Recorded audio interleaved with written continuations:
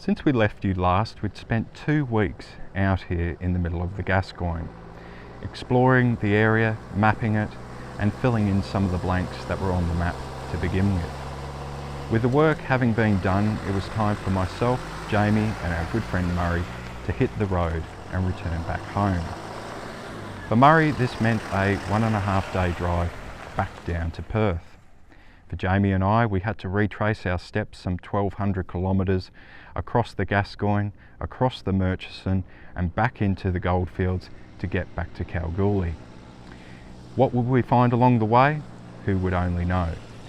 So we made our miles and proceeded on.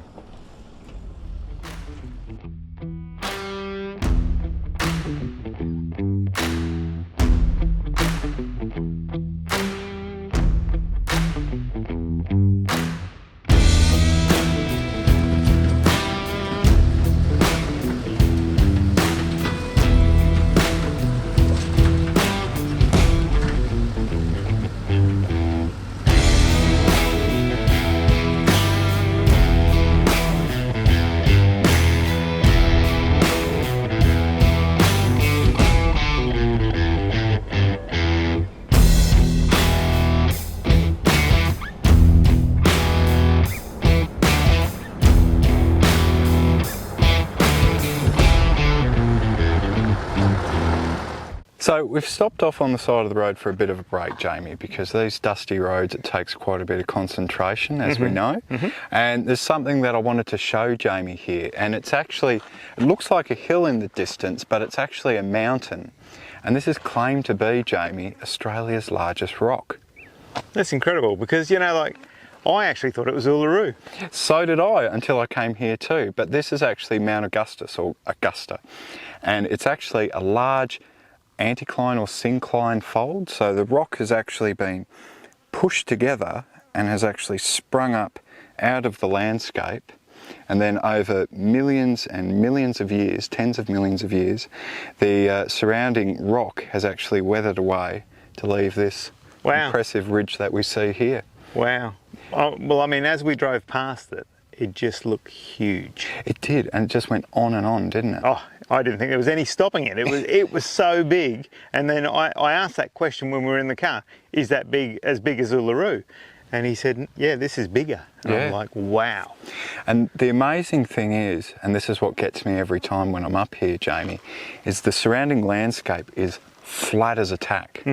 And you made the good observation of, well, it's actually quite thin. When we look at it on this side, because we're actually on the eastern side of the mountain, and it's basically a giant ridge line that just runs east-west. Yeah, right. That's it. Wow. Nothing more. So how these things appear. Exactly. In the landscape. I know, and we all think there's a lot of nothing out here to see, but when you take the time, you'll be blown away, as we have been. Absolutely, there's plenty to see out here, but it also causes a lot of questions. You know, like another thing I asked is like, all we've seen is red dirt, and rocks. Red dirt and rocks. I said, does grass grow here? And he says, no grass grows out here because it's too much clay in it, and too much, what else was it? Sand. Sand. So when it rains, the water pools on the surface, maybe for a day or two, and then whoosh, it's gone. It's soaked in. Wow. So, yeah. So we're at a turning point here, Great Northern Highway that way, or there was, I think it's Great Northern East and West. Yes. So do we flip a coin, Jamie, or do we just go for the route less travelled? The route less travelled. I think that's the one we're going to do. So we've got about 300 kilometres of nothing but tracks and dirt road to get to the Great Northern Highway. So come along with us, jump on board, and we'll see what we find along the way, Jamie. We'll have a ball, don't worry about that.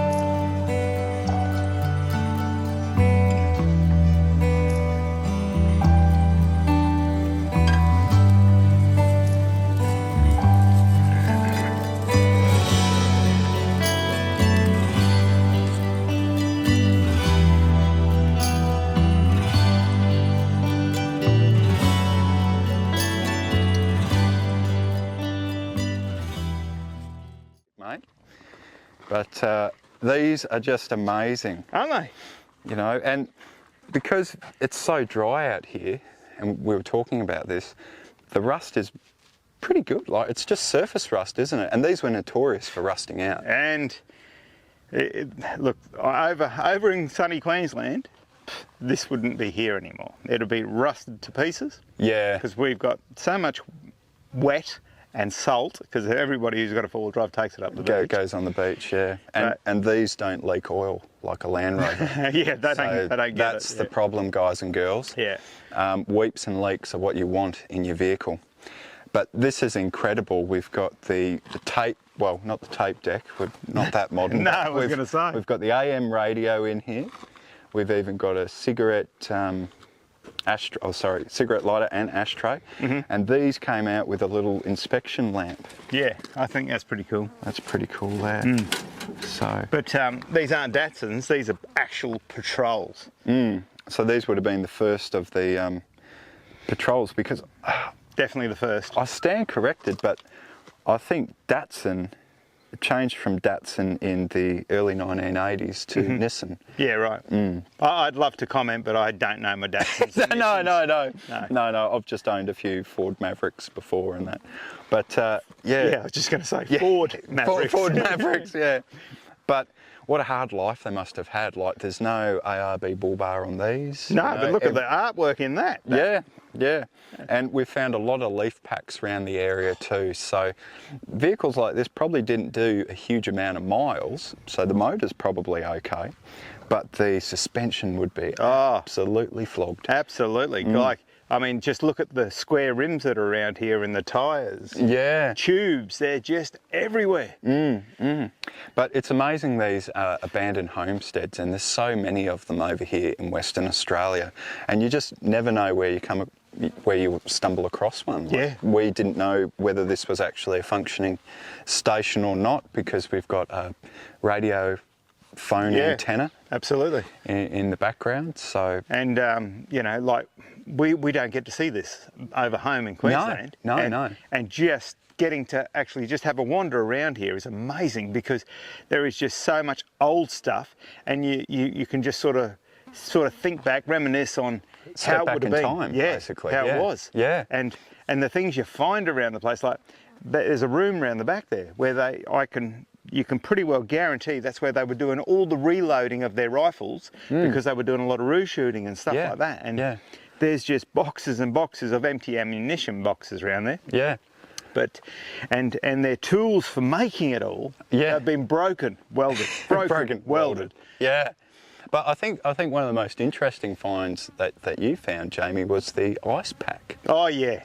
Yeah. And it's not an ice pack that we all know and love today, which is, you know, a plastic kind of pillow or tube. Yep. Well, what is it, Jamie? Well, the one I found is, so like Geoff's saying, is you put them in the freezer, they freeze down, you put them in your esky or your little lunchbox or whatever. Well, this one's made of tin. It's tin, you can feel it, and it's already cold. So this is probably thinking more before the refrigeration side of things. So it's got something in it that makes it already cold, but it's a cold pack, and it's all tin. So it's going to be, I'm going to say, 50, 60, 70, somewhere like that. I'll have to look it up, actually. I haven't looked myself, but it's so cool to see, and it's a Willow. Oh, yeah. The brand Willow. So who still makes the eskies. Yep. Or the ice boxes today. So, very cool. Yeah. But it's great. As I said, it's like stepping back in time, and you just don't know what's out here. No. You know, we've been here for not quite 24 hours, but a good 18 hours, and all of yesterday we saw 2 cars on the road. That's it. And that's it. No one else out here. Yeah. So, and you can see it would have been a hard life, and back in their generator rooms where they had the generators and stuff. So no. Yeah. But what an adventure living out here, though. Oh. You know, and we've got an adventure too. We've meant to get back to Kalgoorlie today. Might take us a bit longer, but that's okay. That's okay. Just more incredible stuff for us to see and you to see too. Yeah. But we better actually try and get to Meekatharra. Yeah.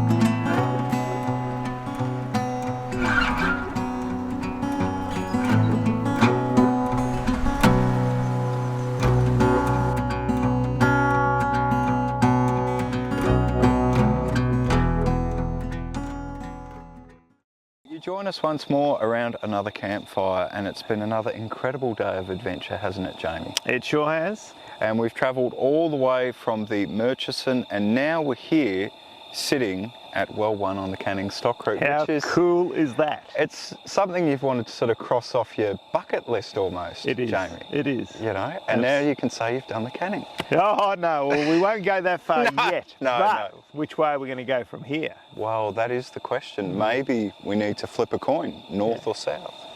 Who knows? Yeah. But it's been absolutely incredible, and it's been great for myself actually get to see Well 1 because I've never been there before. We missed it when we did Road to Ruin, and it was incredible to see what's actually there. The well had water in it, didn't it? Yeah, Jane? it did. It did.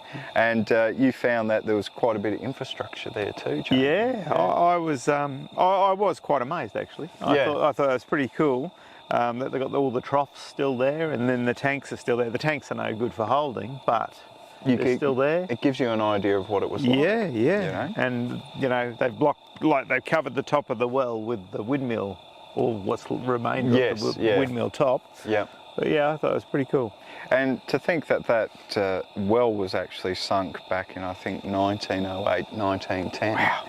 And it's... But you can look at that wood and go, geez, that wood's old. Yeah, exactly. Good wood. So for us, sadly, this is the end of the trip. Yeah. Tomorrow we've got 500 kilometres of tarmac, and sadly for us, that's not where the adventure really is it? No, not at all. So we're going to say thank you to Jamie, the Australian Bushman, for coming along on this fantastic trip. But as you know, with the Australian Bushman and Seriously series, the adventure doesn't end here, does it? Not at all. It continues on. So be sure to check out Jamie's wonderful channel and brand, the Australian Bushman, and be sure to like and subscribe to Seriously series so you can find out more fantastic trips, top tips and more. And thanks again, Jamie. No, thank you, Geoff. It's been an absolute awesome time I've had over here. Well, let's see where the next adventure takes us. Sounds good to me. No worries. Thanks, guys. Catch you then.